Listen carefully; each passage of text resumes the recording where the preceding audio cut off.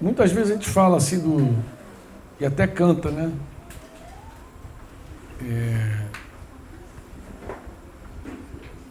Canta sobre o Espírito Santo, a gente canta, a gente fala do Espírito Santo, mas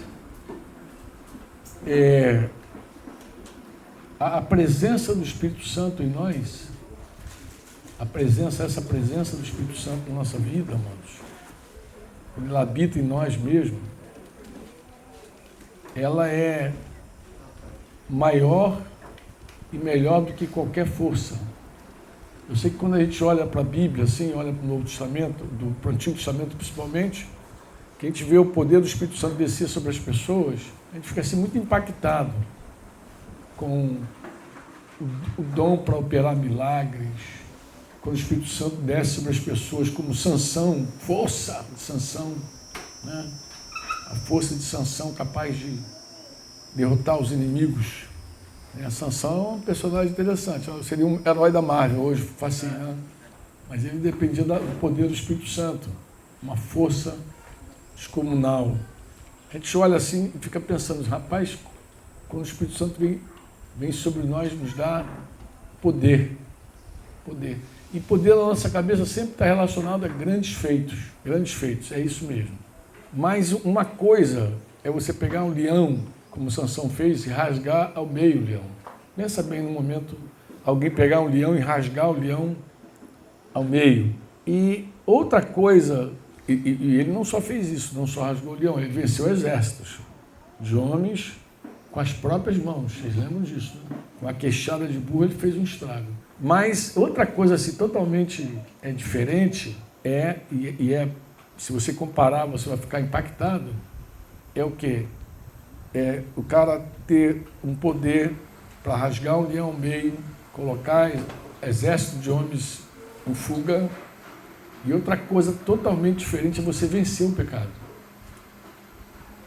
Porque mesmo esse homem, Sansão, com todo esse poder, não podia ver uma Dalila na frente dele que ele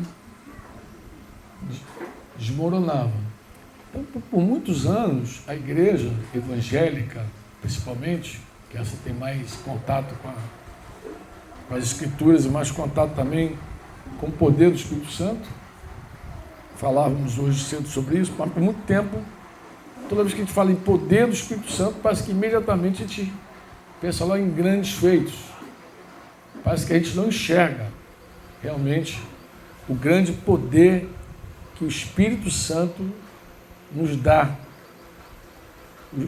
O Espírito Santo é o único que nos pode realmente livrar do pecado, e o Espírito Santo é o único que nos pode fazer vencer o diabo. Eles o venceram. Diz comigo, eles o venceram. Diga, eles o venceram. Seria impossível essa igreja de Apocalipse 12, 11 vencer o inimigo sem o Espírito Santo. Impossível. Porque sem o Espírito Santo nós não vencemos nem o pecado, quanto mais o diabo. A gente não vence o pecado. Sem o Espírito Santo a gente está rendido. E aqueles homens que provaram o Espírito Santo na antiga aliança, eles tinham muitas dificuldades, porque o Espírito Santo não habitava neles. O Espírito Santo não regenerou eles. O Espírito Santo vinha sobre eles e dava poder a eles. Quando o Espírito se movia, aí as coisas aconteciam. Mas era uma visitação. Embora a igreja insiste em dizer visita-nos, visita-nos, visita-nos, o Espírito Santo na vida da igreja não visita. O Espírito Santo habita. Paulo diz, vocês não sabem que vocês são templo do Espírito Santo? E por que nós ficamos com a ideia de que o Espírito Santo visita e não habita? Vou voltar aqui a alguns assuntos na semana. É porque nós somos muito sentimentais. Ou seja, se a gente não sentir, não é. A fé diz que o Espírito Santo veio sobre nós e hoje habita em nós. E não só habita em nós, o Espírito Santo ele opera entre nós também. É o Espírito de Deus que derrama amor nos nossos corações. É o Espírito Santo que faz a obra de nos moldar no caráter de Cristo. Ou seja, Sem o Espírito Santo a gente não tem nada, absolutamente nada. O Espírito Santo é tudo. O Espírito Santo foi a grande bênção, a maior bênção do céu que nós recebemos. Jesus foi fazendo todas as conquistas dele, mas a grande conquista de Jesus, o que ele de fato queria, o que de fato ele desejou desde o princípio, era que nós recebêssemos o Espírito da promessa. Onde é que está isso, Fran? Na Bíblia. Eu quero mostrar para você aqui um texto das Escrituras. Eu acho que aqui, nessa porção de Gálatas 3, eu acho que é suficiente para nós enxergarmos essa verdade. Tá bom?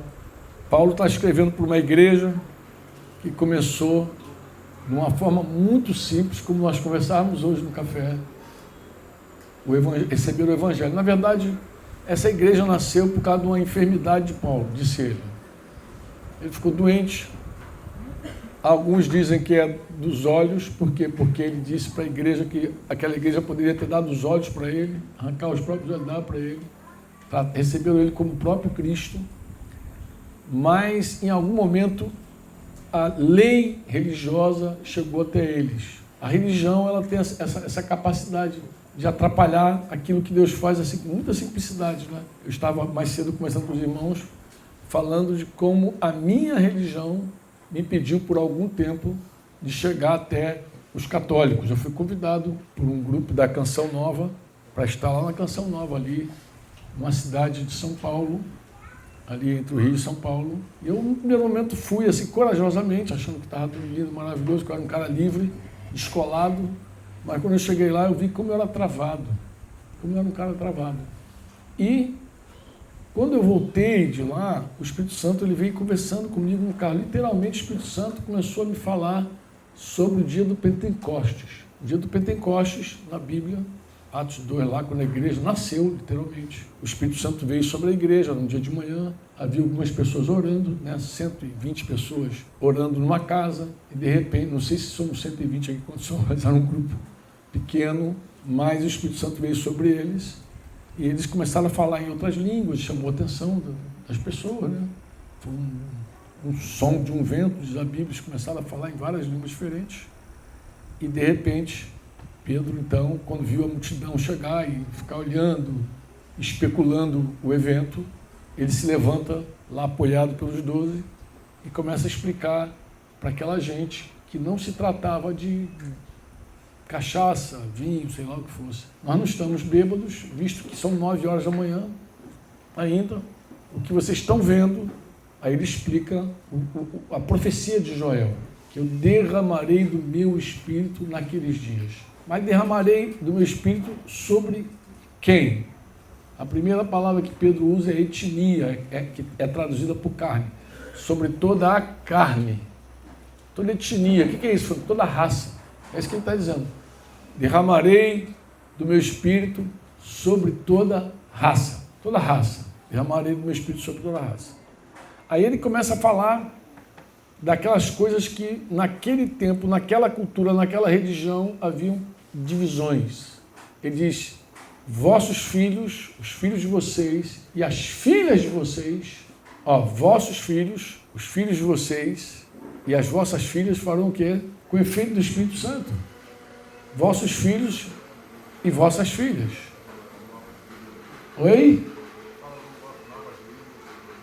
Não, ele diz, vão profetizar não, os vossos filhos, ou seja, a ação do Espírito Santo não é só sobre o homem, sobre os filhos, porque na cabeça do judeu, Deus só era com os homens. Um judeu piedoso, quando acordava, ele fazia uma oração de ações de graças. Obrigado, Senhor. Se eu me lembro dessa oração, era mais ou menos assim. Graças te dou, porque eu não sou gentio, porque eu não sou mulher. Aí vai dizendo porque que ele não era as coisas de terceira categoria, quarta categoria. A mulher estava aí dentro. Explicava os irmãos, só haviam 3 pares de relacionamento naquelas culturas, em geral, não só os judeus. Pai e filha. O pai era dono da filha. Podia dar a filha para casar, podia vender a filha, podia perder a filha numa dívida, porque era um bem dele. Ele podia perder, filha.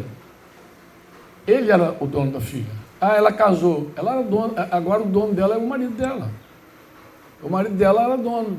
Ele tinha mulheres, às vezes mais de uma, tinha casa, tinha jumentas, e eram os bens dele. Se fosse declarar o imposto de renda dele, ele teria que declarar os bens que ele tinha. Se fosse, tenho tantas mulheres, tantas filhas, os bens. Então, assim, essa era a condição da mulher nos dias de Jesus, amado, no dia de Jesus. E se ela podia ser vendida, aí ela se tornaria escrava de um senhor, ou de uma senhora, podia ser dada para uma senhora. Então, negócio terrível a condição da mulher. Mas o Espírito Santo foi dado aos homens e às mulheres. Vossos velhos sonharão sonhos e os vossos jovens terão visões. O que significa isso, Franco? Significa que era outro pensamento da religião, que os idosos, Deus era com os idosos. A sabedoria está com os velhos. Entendeu? Na cabeça dos judeus não era suficiente apenas ser homem, tinha que ser um homem idoso, tinha que ter cabelinho branco, né? Cabelinho branco é sinal de sabedoria, Deus é com esse cara. Os jovens, qualquer coisa, jovens. Mas o Senhor disse que os jovens teriam visões. Essa era a promessa. E, por fim, disse que até a classe social mais baixa, considerada de escravos, vossos, derramarei também o meu espírito naquele dia sobre os meus escravos, meus servos, porque são todos do Senhor. E eles profetizarão. Amém ou não?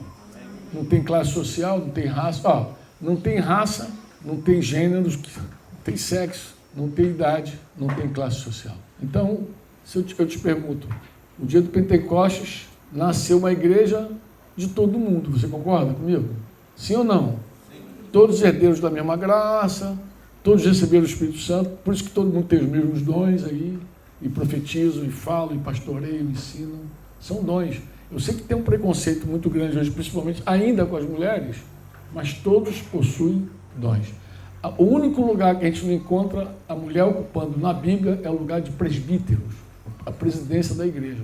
Mas até na diaconia as mulheres estavam, e elas eram também contadas em equipe apostólicas, como Paulo citou vários nomes de mulheres.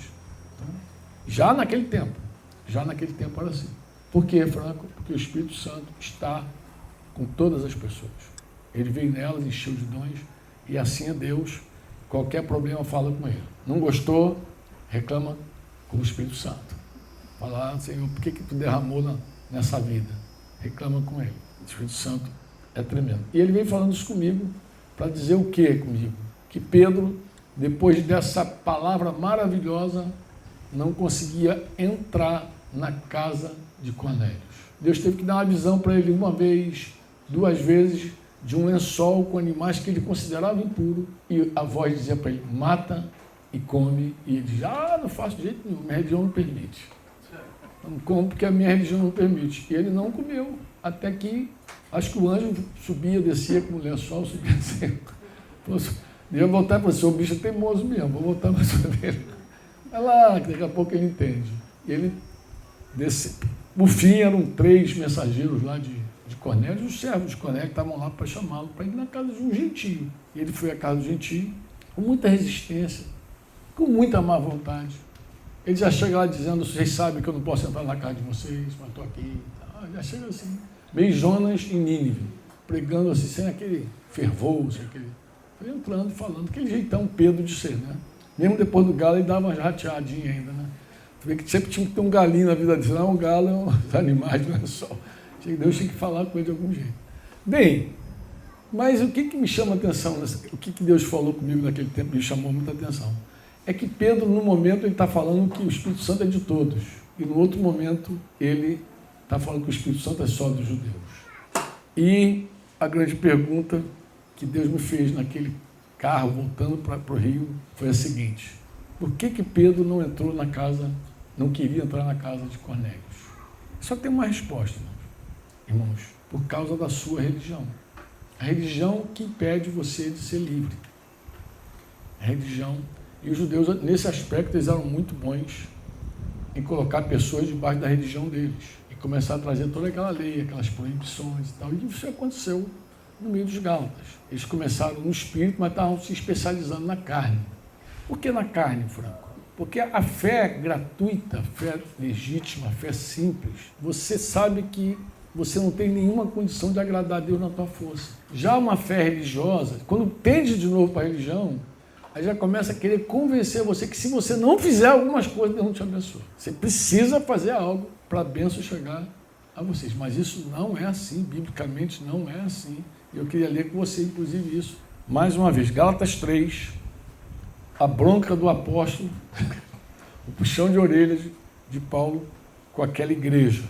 Ó Gálatas insensatos. Eu estou lendo aqui uma versão chamada NAA, Nova Almeida Atualizada, de 2017. Gosto muito dessa versão. Bem, ó Gálatas insensatos, quem foi que os enfeitiçou? A versão antiga vai dizer, quem vos fascinou, ó insensatos Gálatas. Esse fascínio aí é literalmente feitiço. Você sabe quando tem alguém assim preso a um feitiço, um fascínio? Isso acontece muito, inclusive, entre pessoas, né? Às vezes a pessoa fica presa, fica fascinada. Contei a história aqui de uma moça, esses dias, que ficou enamorada assim, de um homem casado, e ela acabou se entregando àquele relacionamento com aquele homem, e o argumento dela era, eu nunca terei esse homem, porque ele é casado, tem 2 filhos, mas eu também nunca viverei feliz sem esse homem. Ela cria nessa mentira e se entregou por meio dessa mentira. Quando a gente olha alguém assim, acreditando num negócio desse, a gente pode dizer assim, está enfeitiçado. Quem fascinou essa pessoa? Então Paulo está usando a figura assim de um feitiço, você está enfeitiçado. Alguém te fascinou, alguém te enfeitiçou. E ele fala, quem foi que os enfeitiçou? Não foi diante dos olhos de vocês que Jesus Cristo foi exposto como crucificado, ou seja, quando eu falei de Jesus para vocês, eu não fui claro com vocês que tudo que nós temos foi pela cruz que cantamos aqui. Tudo aconteceu por causa do sacrifício de Jesus, da morte de Jesus.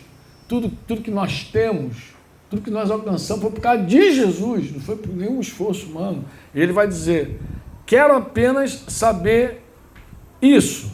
E as perguntinhas começam. Vocês receberam o Espírito. Quando você recebeu o Espírito pelas obras da lei ou pela pregação da fé?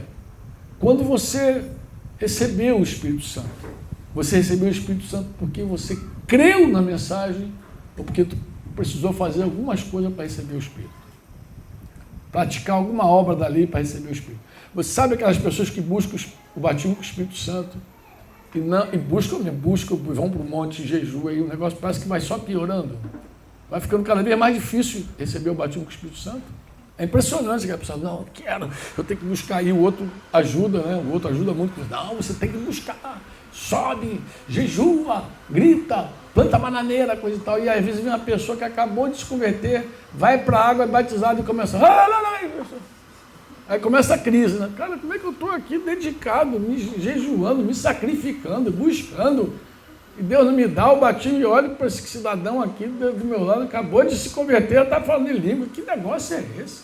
Dá uma crise, né? Eu até acredito que muitas pessoas que se tornaram cessacionistas, que crê que os dons cessaram, foi porque buscaram e não receberam, e colocaram a Bíblia abaixo da experiência deles. Como eu não recebi, logo isso aqui do passado, não é atual, né? E um cristão novo, na fé, novinho, convertido, ele não chega a pensar em obra, porque ele não tem obra nenhuma. Tem obra nenhuma. Eu me recordo de uma vez, estava numa reunião, aquele dia foi inesquecível, e eu estava orando, o Espírito Santo falou assim, olha, quem vier hoje aqui à frente vai ser batizado com o Espírito Santo. E eu, no primeiro momento, tremi e temi em dizer algo assim. Meu Deus, como é que eu vou dizer um negócio desse? Mas fui falando e fui me enchendo de convicção, até que eu falei, gente, estou com uma palavra de Deus aqui. Quem passar à frente aqui hoje vai ser cheio do Espírito Santo. E a primeira pessoa que passou foi uma moça que estava visitando, uma visitante. E a menina veio, ela, quando chegou assim, já estava cheia do Espírito Santo. Começou a falar em língua, profetizar, foi exatamente o cumprimento da profecia lá de Joel. Veio sobre aquela menina, aí o pessoal viu uma visitante sendo batizada, foi Quem passou foi, irmão. Olha, foi um negócio tão tremendo, mas tão tremendo aquele dia, que 2 irmãos chegaram atrasados, que trabalhavam na Varig, né, voando para lá e para cá, e eu lembro que eles chegaram assim na porta, lá do local que a gente reunia, e todo mundo chorando aqui, cheio de Espírito Santo, e eles chegaram assim, ainda com aquela roupinha da Varig ainda, né, de comissário ali, tudo bonitinho, e eles viram aquilo ali, ficaram, estranharam aquele negócio. E eu expliquei mais uma vez para eles, Arnaldo Pena e Francisco Feijó. Eu falei, Francisco a gente chama de Chiquinho. Chiquinho, Arnaldo, não se assusta não, mano. O que vocês estão vendo aqui, quase que eu falei, Pedro, eu cumprimento a palavra de Joel. O Espírito Santo está se derramando e tal, porque eu recebi uma palavra hoje. Quem passar à frente vai ser cheio do Espírito Santo. O que eles fizeram? Vieram e foram cheios também do Espírito Santo. Acabaram de chegar no trabalho. Pum. Em suma, foi aquilo, foi o céu. Mas o que me chamou a atenção depois? Foi a menina. A menina que estava visitando uma reunião da igreja, estava lá porque estava numa tremenda crise de alma, estava grávida do namorado. Grávida do namorado. E a menina, imagina uma menina incrédula, grávida do namorado, vai para uma reunião da igreja, ouve sobre Jesus e diz, ó, se você passar adiante, o Espírito Santo vai te encher. Ela crê, vai e é cheia. Imagina como é que fica a cabeça dos pentecostais. Dá um nó. Não cabe, na teologia de muita gente, isso é impossível, não dá como Deus vai batizar com o Espírito Santo essa criatura. Mas é Deus que faz esse negócio. Vai brigar com ele, vai reclamar com quem fez, pô. Ele é que fez, desse jeito que ele fez, a menina foi cheia do Espírito Santo. Depois daquele dia a menina se tornou uma discípula de Jesus, pô. Começou a arrumar a vida, e o carinha também, o namorado, começou a reunião. As coisas do Senhor, a gente não tem como explicar isso, irmãos. Mas Paulo está dizendo assim, eu quero apenas saber isso. Você recebeu o Espírito pelas obras da lei ou pela pregação da fé? E eu te falo, quanto mais tu se apega a qualquer religião, menos você experimenta o Espírito Santo. O Espírito Santo, como tudo na nossa vida, é por fé. Você ouve e crê. Você ouve e crê. Nós não buscamos santidade para receber algo de Deus, por favor, irmãos. Nós nem chegamos a buscar santidade sem o Espírito Santo. Jesus que disse, sem mim vocês não podem fazer nada. Então nós não buscamos ser santos para receber algo de Deus. Nós recebemos de Deus o poder do Espírito Santo para sermos santos. A graça que está na nossa vida é para a gente ser alguma coisa. Paulo diz, pela graça de Deus eu sou o que sou. Não foi pelo esforço religioso dele, porque o esforço religioso só te estressa, te angustia. Volta lá. Eu vou repetir a pergunta de Paulo. Quero apenas saber isso. Vocês receberam o Espírito pelas obras da lei ou pela pregação da fé? Outra pergunta. Será que vocês são tão insensatos que, tendo começado no Espírito, agora querem se aperfeiçoar na carne? Como é que vocês são tão insensatos? Vocês começaram a obra no Espírito. Foi tudo suave. Foi fé em Jesus. Agora vocês estão inventando coisas. É isso? Ele não para aí, não. Será que vocês sofreram tantas coisas em vão? Se é que, na verdade, foram em vão. Agora, olha o que ele vai falar e o que ele vai perguntar. Aquele que lhes concede o Espírito e que opera milagres entre vocês. Será que ele o faz pelas obras da lei ou pela pregação da fé? Agora ele inclui inclusive, milagres. Aquele que concede a vocês o Espírito Santo e aquele que opera milagres entre vocês. Eu estava em Curitiba numa vigília de uma noite muito fria, de jovens, uma vigília de jovens. Eu lembro que esse texto veio ao meu coração quando Dinho, Lideraldo Dinho, ele falou, Franco, tem uma menina ali passando muito mal de asma e a gente precisa socorrê-la. Precisa socorrer. Claro, quem vê uma pessoa perdendo o ar assim, ainda mais numa noite fria de curitibana, e não quer sair correndo para o hospital levar a pessoa. Mas aí eu me lembrei desse texto. Falei, Dinho, antes de levar para qualquer lugar, nós vamos fazer o que a Bíblia diz. A Bíblia diz, antes de tudo, fazei corações. O nosso primeiro recurso é Jesus, é Deus. Depois, mas o nosso primeiro recurso é Ele. Você diz amém ou não? Amém. E aí, lembrei, aquele que lhes concede o Espírito, que opera milagres entre vocês, será que Ele faz pelas obras da lei ou pela pregação da fé? Eu falei, gente, é pela fé. E aí oramos pela menina. Aí a menina começou a chorar muito, muito alto. Aí eu falei, piorou. Eu falei, Dinho, como é que está ela, Dinho? Franco, eu pensei que ele fosse dizer assim, piorou. O pessoal de Recife conhece Dinho também, esteve lá no Recife. Eu já vi Gilto ali, de cabecinha. Eu ia falar cabecinha em nome do amor, né, Gilto? Sabe dessa. E aí, Dinho falou assim comigo, assim, Franco, conversou com ela, voltei e falei assim, rapaz, eu falei, mas a menina está convulsivo o negócio. Ele falou assim, rapaz, ela está dizendo que foi curada. Eu falei, foi curada? Sabe quando você faz aquela oração, depois até mesmo você se assusta? Eu falei assim, fui curada? Ele falou assim, foi. Estava lá não, né, Fabi, nessa vigília não, né? Rapaz, fui curada. Como assim? E aí ela... Anos depois perguntei, e aquela moça, como é que ele falou? Franco, nunca mais teve crise de asma, nunca mais. Mas quem faz isso? Entre nós, esse foi o texto que me saltou, tá? Aquele que lhes concede o Espírito e que opera milagres entre vocês. Hoje o Pretinho estava me falando, mais cedo, que em 2017, 2018, quando nós estávamos numa reunião lá em Tapetinho, num daqueles encontros de obreiros do sertão, eles tinham mandado fazer um aparelho para a boca, né? Qual é o nome do aparelho mesmo? Sabe? Não é bom nem falar então, porque tu já fala aquele ferro que coloca no cavalo, né? Como é que se alguém sabe o nome técnico daquele negócio que coloca na boca do cavalo, diz aí. Mas aí o Pretinho disse que era um ferro que colocava aqui, tinha um problema, um maxilar.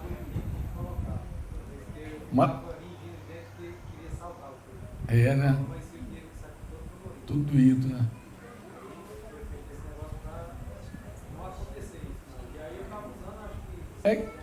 E tem que fazer molde nisso. Tem todo um processo. Inclusive ele está alugando, vendendo, se vocês quiserem. Tem que ter o mesmo tamanho de boca. Tem que ter a mesma alçada, aí, tudo igual. Eles que estão botando lá para venda, lá do bazar, eles querem mandar para o bazar. Mas em suma, ele disse que foi curado naquela reunião. Falei, gente, eu acabei de fazer o troço, coisa e tal, e estava me incomodando muito, mas o Senhor tocou ele, opera milagres entre vocês. E muito provavelmente foi um milagre que ninguém nem tomou conhecimento. Tinha como saber. Ninguém sabia do que estava passando. Ninguém sabia do teu problema, mas o Espírito Santo sabia. Ele tanto sabia que ele, naquele dia, numa daqueles dias, naquela reunião, ele livremente, porque onde o Espírito do Senhor está, aí há liberdade. Ele livremente quis tocar lá no maxilar do meu irmão e acertar o maxilar dele. Não sei se ele deu um... Chega para lá, né? Acertou. É ele que faz esses milagres. Amém? Você diz amém ou não? Amém. Mas ele fez isso como? O que Pretinho teve que fazer para receber esse toque dele? Talvez Pretinho não estivesse nem pensando nisso.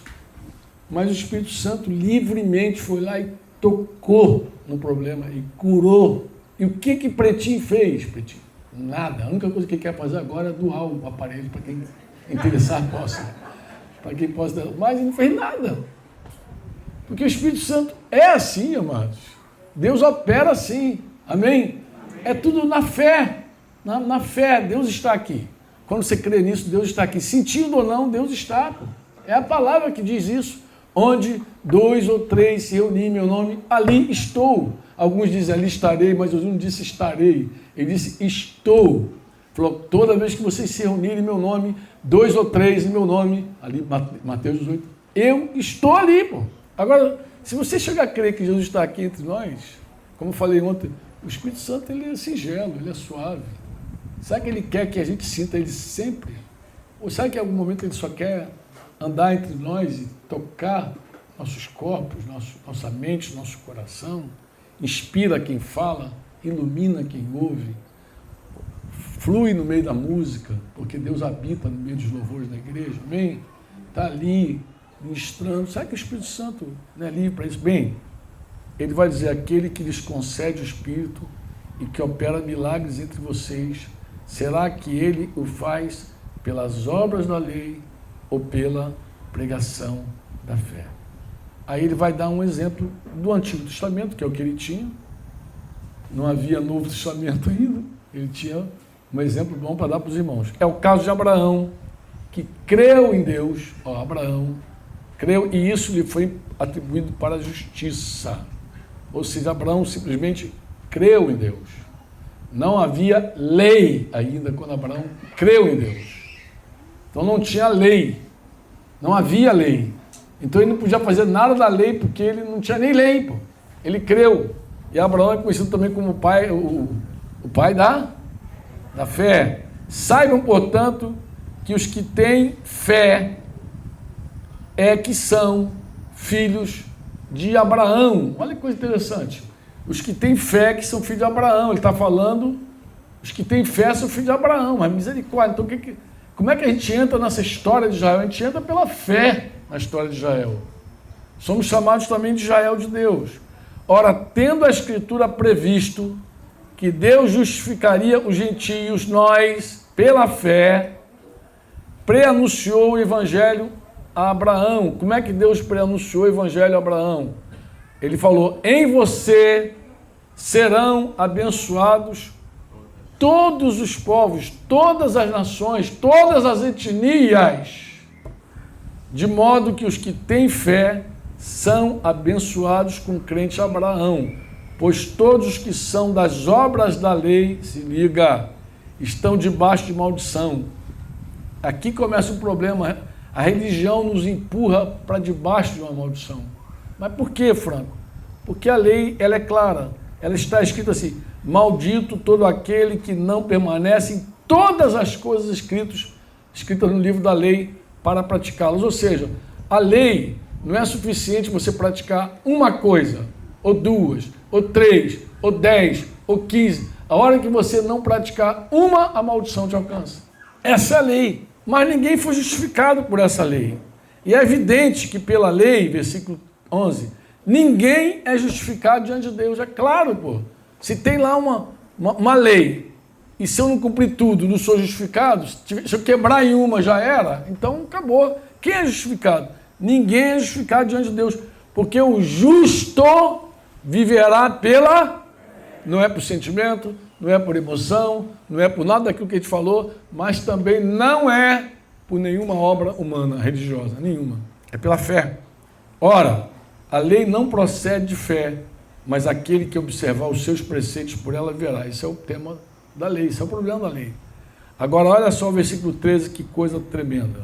Cristo nos resgatou, calma, quase que não saiu. Cristo nos resgatou da maldição da lei, fazendo-se ele próprio maldição em nosso lugar. Como assim, Franco?